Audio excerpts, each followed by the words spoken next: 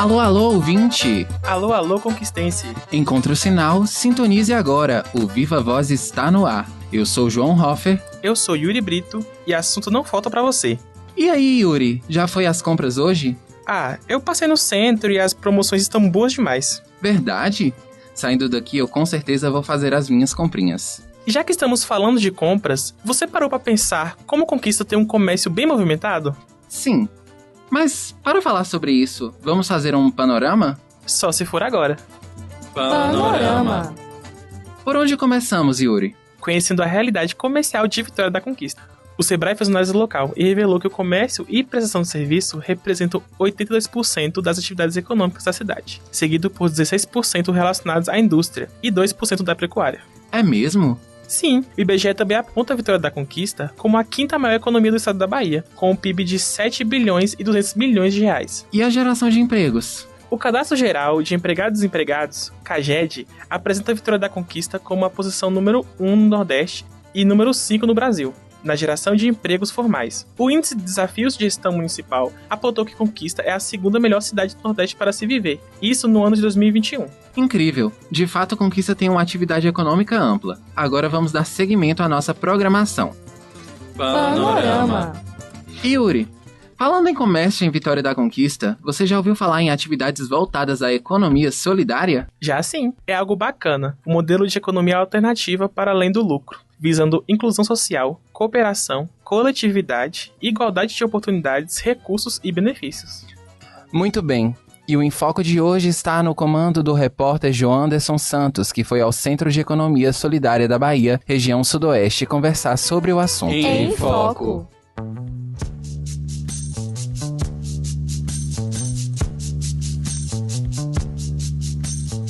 Olá, João. Olá, Yuri. Olá, ouvinte que nos acompanha. Sejam bem-vindos ao Em Foco.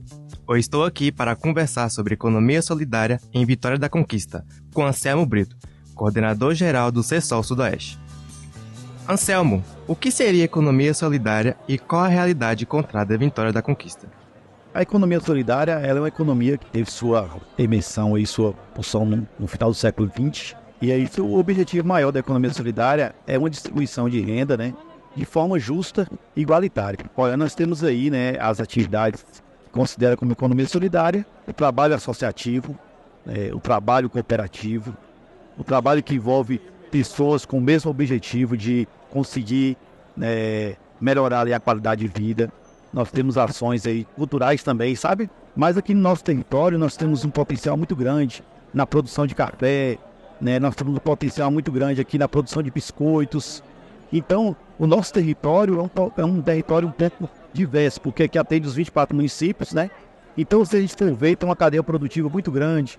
Qual seria o papel social da economia solidária e como o CESOL vem trabalhando nisso?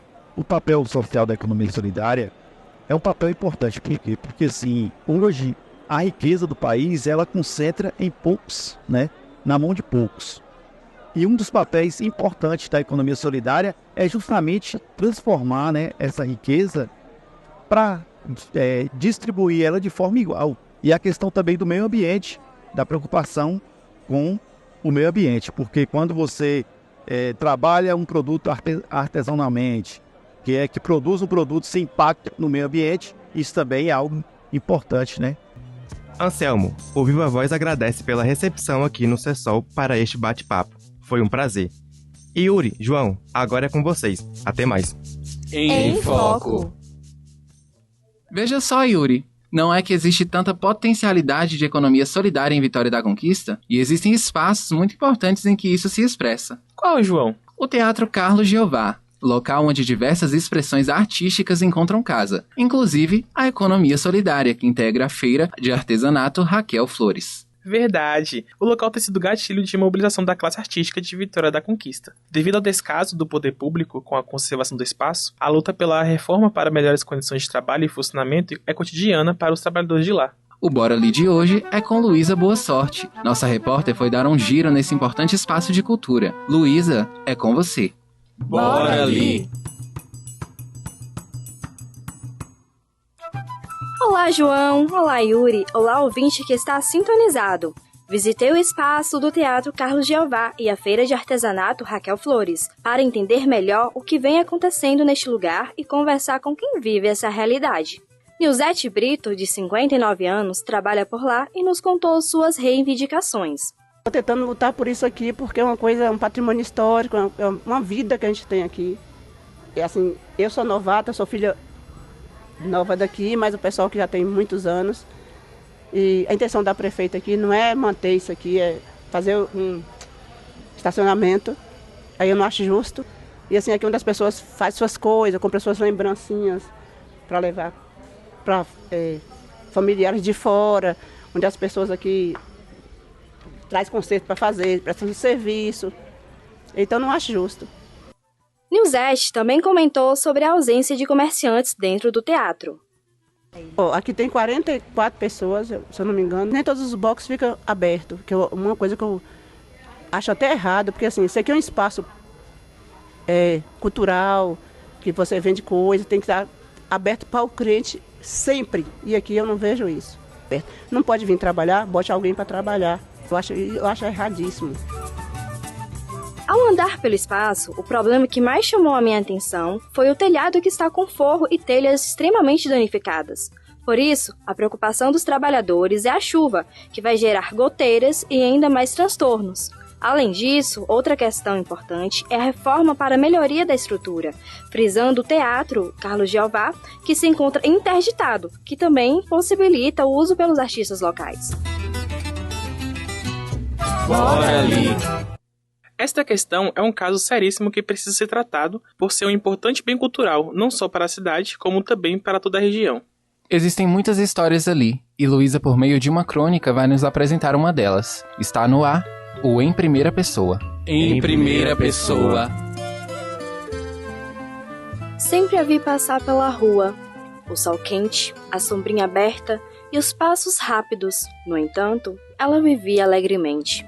Desde criança, tive as costureiras em minha vida como personagens quase mágicas, capazes de transformar retalhos em suntuosos trajes de sonhos, prosa cotidiana em fantasia poética. Conheci muitas mulheres de que não recordo os rostos, mas sim seus dedos, agulhas, gestos e trabalhos. Lembro-me do nome de uma delas, a mais exímia, uma verdadeira artista. Dona Carmé para os mais chegados, Carmelita para os que só passavam. No auge dos seus 74 anos e com os cabelos já grisalhos, fazia especialmente remendos em algum tecido precioso sobre o qual bordadeiras trabalham com capricho, criando um espetáculo de gradações e lampejos. Os concertos eram tão delicados que imaginei ser ela uma espécie de fada da costura. E era assim que talvez se sentisse naqueles momentos em que paramentava para receber quem necessitava de seus cuidados.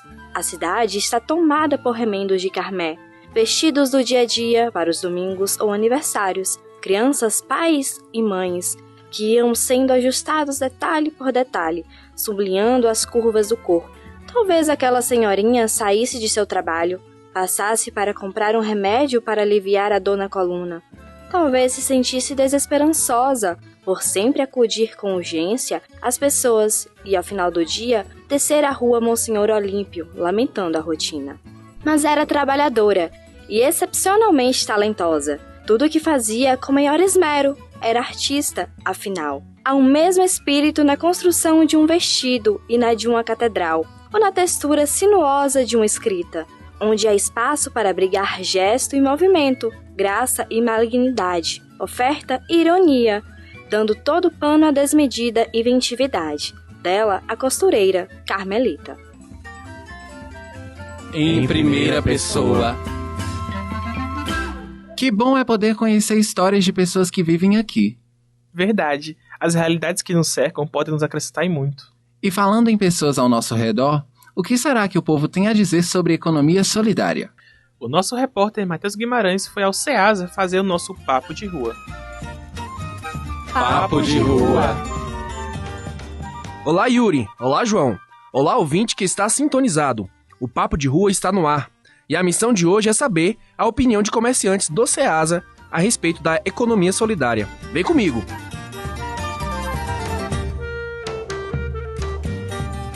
Zildo, de 42 anos, falou o que é a economia solidária para ele. Ele também falou o que, em seu entendimento, seria a forma mais comum de economia solidária. Produzir em meio com a comunidade, juntando a comunidade inteira para produzir junto, entendeu? Por exemplo, dá o meu exemplo, a gente usa todo mundo da comunidade para ter um acesso melhor, até mesmo um financiamento, até mesmo um recurso em relação à economia solidária que está junto lá. E até mesmo assim, o escoamento da mercadoria que você produz, entendeu? Zildo também comentou os benefícios deste tipo de economia. E a minha forma lá de ver lá, como assim, vai comprar um produto orgânico lá que é caro. Aí como é economia, todo mundo, junta todo mundo ali, aí fica mais em conta, entendeu? Vamos partilhar, isso é compartilhando, já compartilhando desde o começo da produção até produzir, entendeu? Então isso eu acho que um dos fatores que mais ajuda é isso aí, é o conhecimento de todo mundo, unido por uma pessoa, uma só causa, para uma só pessoa se precisar, no caso, entendeu? Luísa Viana, de 54 anos, também falou dessa cooperação. Porque é importante tanto para quem vai ser beneficiado, né? Como para quem pode ser beneficiado além dele. Que sempre, quando acontece isso, não fica para um beneficiário só. Beneficia mais pessoas. Existe uma concorrência entre pequenos comerciantes e as grandes empresas, que acaba desfavorecendo o lado menor. E Marinese explica o porquê disso. Tipo assim, as grandes empresas, né? Os clientes da gente questionam que nos mercados são mais baratos. São mais baratos sim, por quê? Porque eles compram mais quantidade, né? São mais baratos para eles. E para nós, a gente que são pequenos, né? Agricultor sim, eles deveriam dar mais oportunidade para a gente. Nivaldo tem 63 anos e fala por que as pessoas deveriam optar por comprar seus produtos com os pequenos comerciantes. O pequeno comerciante precisa mais, necessita mais. Os grandes já estão muito elevados, né? Então é bom ajudar o menor, né? Para um dia ele chegar também na posição dos que já estão grandes, né? Débora, de 34 anos, fala quais são as vantagens de apoiar os pequenos comerciantes. Eu creio que deve comprar em ambas as partes, né? Mas aqui seria mais vantajoso porque tem várias opções, né? De mercadoria, de qualidade de produtos, né? Ao ser questionada sobre a venda de produtos sustentáveis, Débora falou sobre o descarte das mercadorias do Ceasa. Porque às vezes tem muitas mercadorias, né, que perde aí fica descartada assim, sem ter um local utilizado para aquele descarte apropriado para cada negócio, né? E é descartado de qualquer jeito. E aqui não tem essa parte, né, de descarte para cada material que você perde aqui, principalmente que é fruta, verdura, essas coisas, eles jogam tudo junto. E esse foi o Papo de Rua de hoje. Aguardo você, ouvinte, no próximo programa. João e Yuri, é com vocês. Papo de Rua. Eu amo saber o pensamento das pessoas sobre cada tema. A gente acaba se divertindo muito. Eu concordo. Todo mundo tem algo a contribuir. De fato. E por isso, será que o nosso ouvinte sabe o que a gente pensa do assunto? Se ele tiver uma bola de cristal, talvez. Mas se não, nós vamos falar agora. Está no ar o Pense com a Gente. Pense com a gente. A economia solidária é um assunto que vem ganhando cada vez mais destaque pelos benefícios sociais e ambientais que propõe. Se pensarmos bem, a palavra solidariedade passa a mensagem de compromisso de pessoa para pessoa, com o intuito de ajudar umas às outras.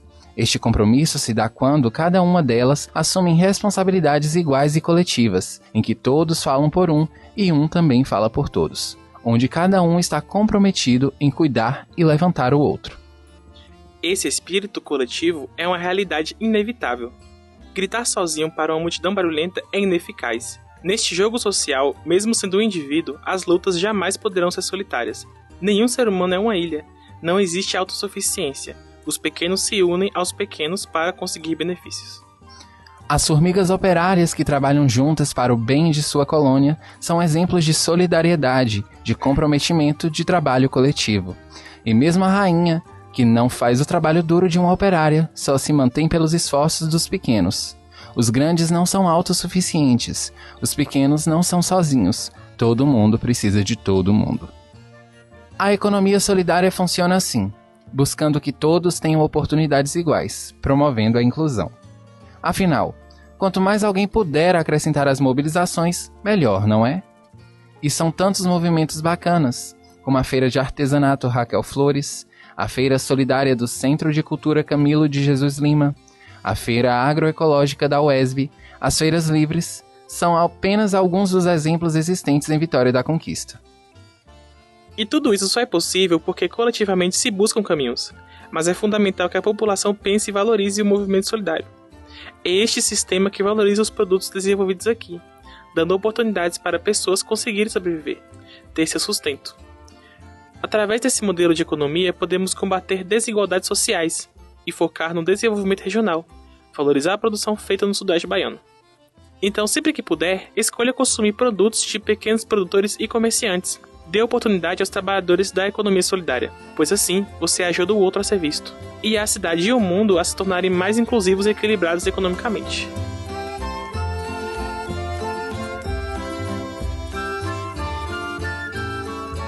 Pense com a gente.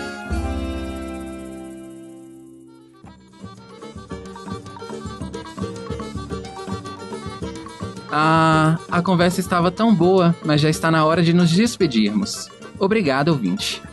Mas pode crer que logo logo a gente volta. Ouvinte, obrigado por ter ficado conosco durante esse programa. Foi pensado com carinho para você. Ficha técnica, edição, João Hoffer. Apresentação, Yuri Brito e João Hoffer. Repórteres, João Anderson Santos, Luísa Boa Sorte e Matheus Guimarães. Direção técnica, Marcelo Borges. Direção geral, Dirceu Góes.